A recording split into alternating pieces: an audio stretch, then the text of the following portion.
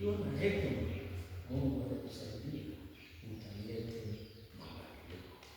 Bwana asifiwe.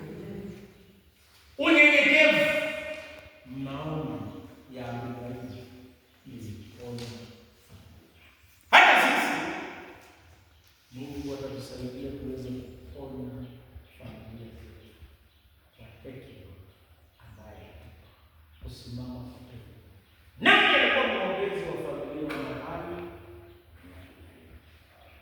Nani ni mwombezi wa jamii zetu siku ya leo? Mungu atusaidie tuwe Abigaili. Jambo la tatu, wamama waombezi upaswa kutoa uongozi wa kiroho. Leo tunasomea somo letu kuhusu mama mmoja anaitwa Debora. Debora alifanya kazi nyingi. Kitu cha kwanza, Debora alikuwa mwanamke. Kitu cha pili, Debora alikuwa mama. Kitu cha tatu, Debora alikuwa mwamuzi. Kitu kingine, namba 4, Debora alikuwa mwamuzi. Na alikuwa nabii. Kitu cha tano, Debora alikuwa mwamuzi. Kitu ambacho naambia, mama anaweza kufanya kazi 6 safari moja. Anaweza pika, anaweza chunga mtoto ambaye yuko kando, anaweza angalia mahindi iko nje, na anaweza sauliana na mtoto ambaye anasafiri, mgeni ambaye anasafiri nje, anaweza fanya vitu hivyo vyote safari moja. Lakini ukiachia mwanaume, inakuangukia sufuria ya juzi. Nimekuwa na mgeni hapo, najaribu kumuongelesha na pia nafikiri naweza fanya kama mama. Sikudanganya, nilipata sufuria yote imeungua, kwa sababu sisi redio yetu inacheza mita 100 huwezi kubadilisha. Lakini mama, Mungu amempa hekima, anaweza fanya vitu hivyo vyote. Na wakati mwingine huyu mama anaitwa Debora. Vita ikawa kulikuwa na maadui, na kulikuwa na mwingine anaitwa Baraki. Baraki alimwambia, siwezi enda vita bila wewe. Mama ikabidi aingie kwa ndani. Hata sasa mama anaweza fanya majukumu ya mwanaume. Shida tu ni kujisifu na leo changamoto. Lakini hata ukifanya unanyamaza tu. Mama anasimama kwenye pepo, jukumu ya kusimama kwenye pepo. Na wengi hawasemi, lakini wanasimama kwa pepo kama Debora. Mama mwombezi anafanya majukumu. Tuseme sasa, mimi ni mwombezi na kwao sijui. Mimi ni mwombezi, lakini masufuria, unajua tunaweka passport kuingia kwa mama mwombezi, unapata masufuria mpaka kwa mlango. Unaruka unasema, Bwana akae nani? Akae jambo ni mwombezi. Mwombezi anastahili kuwa kama Debora. Debora alikuwa mama, alikuwa mke, alikuwa jaji mwamuzi, na alikuwa nabii, na alikuwa mke, na alifanya majukumu yake yote. Hata sisi wamama waombezi, Mungu atusaidie tufanye majukumu zetu sote. Kulikuwa na kanisa nyingine hapo stadi ya kulikuwa nasema, kabla ya mkutano yao siku kadhaa, mama kwa sababu ni mwombezi yake majukumu mengine ndio aende na kwa hiyo mkutano. Ikafanya wanaume wakapata changamoto, na walipopata changamoto, shida ikaongezeka kwa familia. Huyo mwombezi ambaye afanya majukumu yake yote analete majaribu na dhambi. Hiyo mwombezi, fanya majukumu yako yote. Biblia inasema kuna wakati wa kila jambo, wakati wa kuomba na wakati wa kuosha masaa.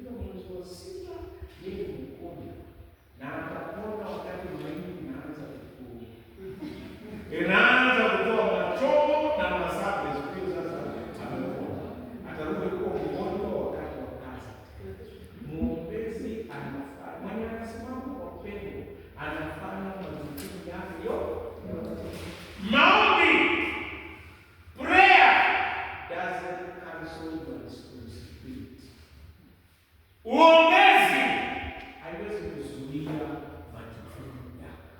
Fanya majukumu yako ukiwa mmoja, na maongezi inaendelea kila hata wakati unaosha nguo unaomba, hata wakati uko nyumbani unaomba. Omba sio kanisani, na Biblia inasema ombeni bila kukoma. Omba kila wakati. Hata sasa tukiwa hapa, ombea kanisa. Kama jambo inakuja kwa kanisani, omba. Hata wakati mwingine ombea mhubiri, ombea mtoto wako. Kama inakuja kwa mawazo, tukisimama kwa pengo, tunasimama kwa pengo kila wakati. Huyu ni bora kwa sababu alikuwa mwombezi, alitia amani. Anakwambia wewe usiogope, utashinda hii vita. Kama mimi mama nimeenda vita, na wewe kwa nini usiende? Mama mwombezi utia moyo. Ninaomba ya kwamba ukiwa mwombezi, tia watoto wako moyo. Waambie mimi ni mwombezi, ninajua kufanya. Mtapita katika jina la Yesu Kristo. Umeona sio ndio? Nasema mimi nipoteza wakati wangu kuomba, lakini hata sikii kama unapita. Sasa ulikuwa unaomba nini? Useme je, juzi nimesikia mtu anatolea ushuhuda. Kuna watu walikataa wanakuwa bishi. Hata wengine wakatana, hakuna mtu aliokoka. Walimaliza tu chakula yetu. Walimaliza tu chakula yetu na hakuna matokeo. Kuna watu wengine wanafunza watu mkiwa mama obesi. Mungu wa mama wakitia watu moyo. Sema nimekuombea. Nimekuombea. Na itawezekana. Katika jina la Yesu Kristo. Mtu akiamua kwenda kutafuta kibarua kama ni mume wake, usimwambie wewe unajua hakuna kitu unataka. Na wewe ndio mwombezi. Mwambie nimeomba Mungu akutangulie. Mungu atakusaidia. Wakati mwingine siku hizi tunavunjana waombezi kama Debora ni wale ambao wanatia watu moyo. Na ukitiwa moyo itawezekana katika jina la Yesu Kristo. Bwana asifiwe. Kwa hiyo mwako mwaiti yako nani moyo wa Mungu? Wangapo mwaitia moyo wa Mungu? Hasa wale wa jamii ya kusema kuhusu majirani. Dizeni kuhusu moyo wa majirani. Lakini kwake hajawahi kutia mtu yote moyo. Kwa nini lakini wa mama ndio kutokea leo. Wewe ambaye ni mwombezi, ninaomba uwatie moyo. Hata kama jamii wako mbali kutokea leo, pigia wawili moyo kwa tu. Mimi nina ushuhuda ya mama, mtoto wake alikuwa amevunjika. Hata hiyo kosa alitaka kuacha. Mama akamwongelesha, "Mungu utaenda wapi? Sisi tunakuombea utaenda wapi? Utaenda wapi?" Akamtia moyo.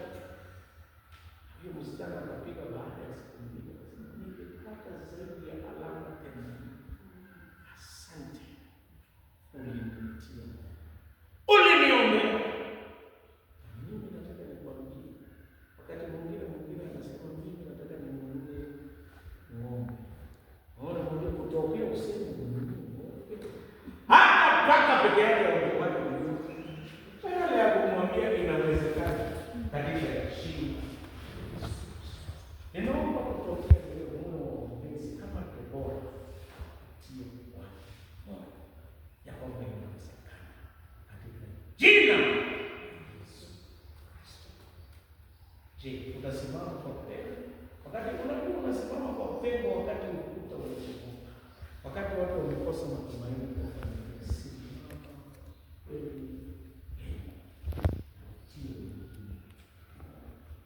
Bwana asifiwe. Jambo la nne, wamama ambao wana majukumu ya kusimama kwenye pengo ni wale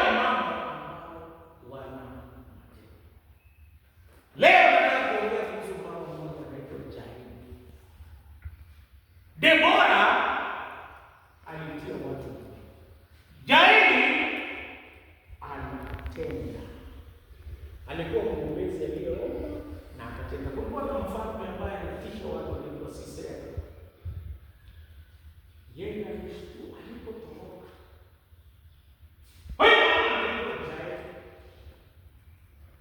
yeye alisimama kwa pendo, na aliposimama kwa pendo, yeye akaunganisha maombi na matendo. Jaeli alikuwa Sisera alipotoroka, huyu mama alitumia hivi. Akawaambia kitu ambacho Mungu alipatia mama, kama aliwapatia Mungu sio mimi, lakini hekima. Naomba Mungu akusaidie utumie hekima kama Jaeli. Sisera alipotoroka ametoka, akampatia maziwa.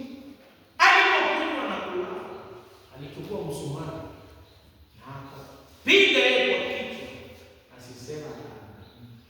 Mama wewe mtoto na waombezi wanaangamia, sio kwa kupiga msumari kwa mama. Na kwa wengine wanaangamiza kwa kunyenyekea.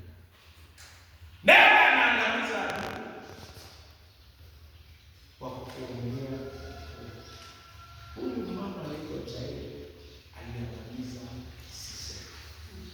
Na hata mpaka leo kuna Sisera wengine wako sokoni. Sisera wengi ambao wanaangamiza jamii, wengine wanavaa skari, wengine wanavaa longi. Lakini sisi wanawake tunaweza kuangamiza. Na wakati mwingine sisi ndio tunaona chenye wazee wetu. Simama kwenye kitendo. Na hapo wakati mwingine kwa watoto, Sisera wako wanapoteza watoto. Sisera wako wengi, mama Sisera wako wengi, Sisera ya kiburi, na hata Sisera ambao wameangamiza jamii. Sisi wa mama ndio tutawaangamiza. Na yeye alitumia msumari. Wewe kila mtu Mungu akupatia kusema kila mama kuna kitu kimoja. Lakini pia kila mama kuna kitu kimoja cha kipekee ambaye Mungu amekupatia. Wengine ni kipawa. Sisera wa umaskini. Unaweza kabisa kwa kipawa ambacho Mungu amekupa kufanya maisha. Kipawa ya ukulima. Kila mama kuna kitu chenye wewe kibinafsi unaweza. Ingawa ni hadithi ya mwanaume, kuna mwanaume mmoja alikuwa anaitwa Sanders. Alifikiri yeye amefika mwisho. Alifika 76 years. Alikuwa divorced. Mke wake aliona nyumba kuna. Alikuwa amekata sana. Na tena kutoka. Na akataka kushinda. Lakini kabla hajajiunga, akakumbuka hapo na kitu kimoja ambacho Mungu amempa. Kipawa. Na yeye akaomba frying pan zile mzee chache, mafuta chache, na akaanza kupika. Na mpaka sasa hiyo kitu inaitwa KFC. Kentucky Fried Chicken. KFC, the best. Ilitokea kwa mtu aliyekuwa anakipekea. Huyu Jaeli aligundua na kipawa kimoja. Kipawa chake ni kumuongelesha hekima na akaangamiza Sisera. Hata sisi kila mmoja si kila mmoja tambua kipawa chako cha kipekee ambacho Mungu anaweza kutumia kuangamiza Sisera ambaye anataka kuangamiza taifa. Si kila mmoja tambua hiyo. Hata baada leo tunapo Mungu akutumie akusaidie kutumia. Na ukisha tambua utumie hicho kipawa vizuri. Jambo la mwisho ambalo nasema, mwanamke mzuri yeye anakuwa na mapenzi. Ukiomba hauombi matakwa yako. Mapenzi yako unaomba mapenzi ya Mungu. Kulikuwa na mama kwa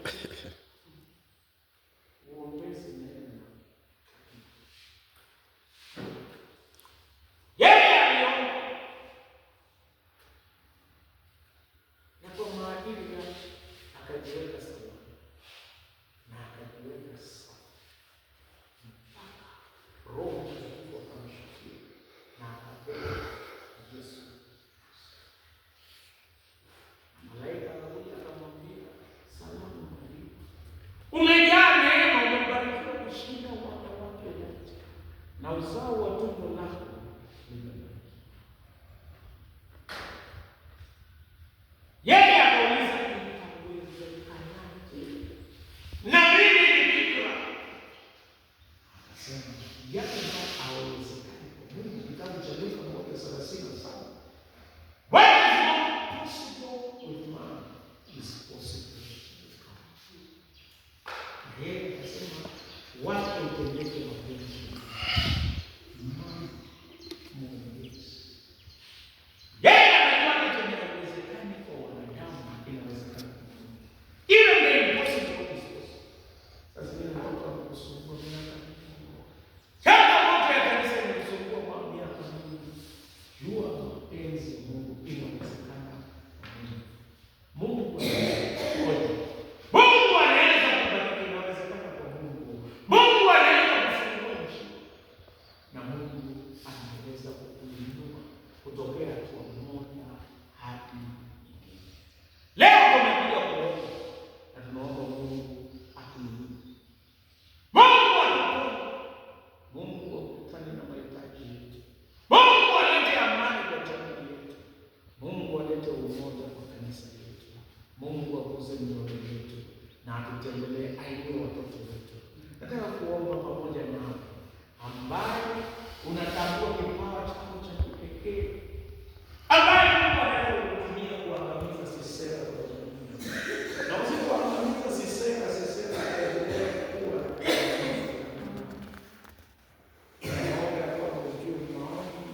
nguvu za mama mwombezi, anaomba bila kukoma.